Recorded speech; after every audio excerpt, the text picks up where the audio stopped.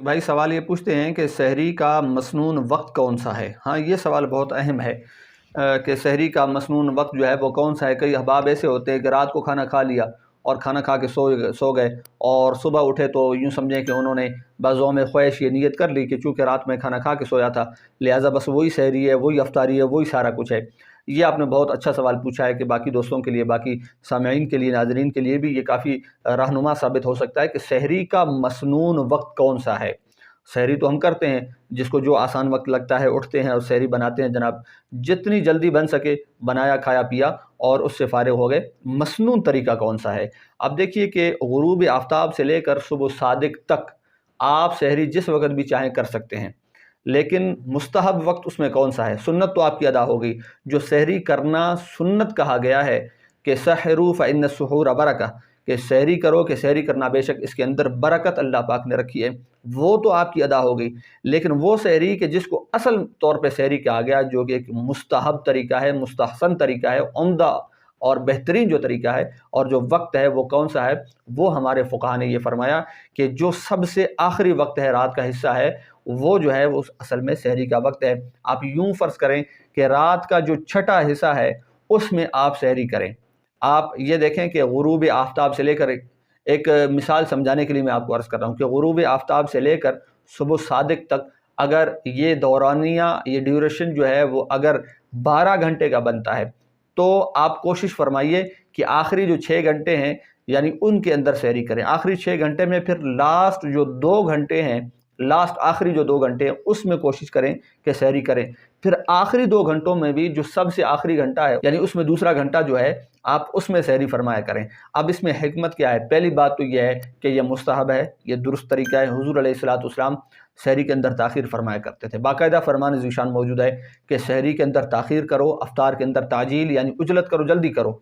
अफ्तार के अंदर कोशिश करें कि अगर वक्त का जब यकीन हो जाए कि अब अफ्तारी का वक्त हो चुका है, इस तरह भी जल्दी नहीं करनी है कि बस खाना पीना शुरू कर देना।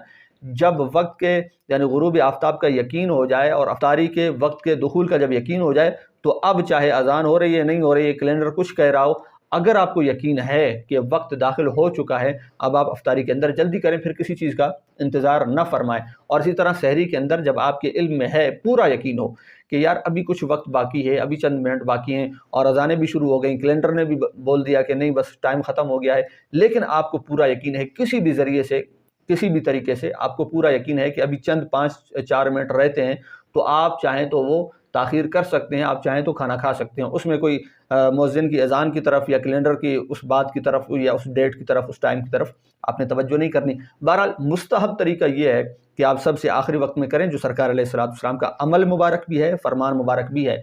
और फिर हमारे फ़ुक़हा ने फरमाया आखिरी घंटे में या आखिरी वक्त में ज़्यादा से ज़्यादा सुबह सादिक को करीब करके सहरी करने में हिकमत क्या है? उसमें कई हिकमतें मख़फ़ी और पोशीदा हैं। एक हिकमत तो ये है, आप देखें जितनी ताख़ीर के साथ आप जब सहरी कर रहे हैं, तो आप दिन का उतना हिस्सा आपके अंदर एक चुस्ती रहेगी, एक ताकत और हिम्मत रहेगी, यानी ज़्यादा देर तक आप ठीक ठाक रह सकेंगे और यूँ समझें कि आप चुस्त रह सकेंगे और तंदुरुस्त रह सकेंगे। और फिर इसी तरह यानी जितना ताख़ीर के साथ करेंगे ना सहरी, उतना आपको इस तरफ यानी रात का जो बकिया हिस्सा है, जो पहले आपने गुजार दिया, उसमें कसरत इबादत का आपको मौका मिल जाएगा। उसमें कोशिश फरमाया करें, कुरान पाक की तिलावत हो गई, नवाफिल की कसरत हो गई, दुरूद व सलाम के नज़राने हो गए सरकार अलैहिस्सलाम की बारगाह के अंदर, तो ये वक्त वहाँ पे लगाएं बजाय इसके कि सहरी बनाने के अंदर, खाने पीने के अंदर। तो ये वक्त वहाँ लगाना चाहिए, उस रात के आखिरी हिस्से के अंदर अब आके सहरी करनी चाहिए। और फिर इसी तरह एक बहुत अहम बात और पॉइंट वाली बात वो ये है कि आप जितनी ताख़ीर के साथ सहरी करेंगे ना,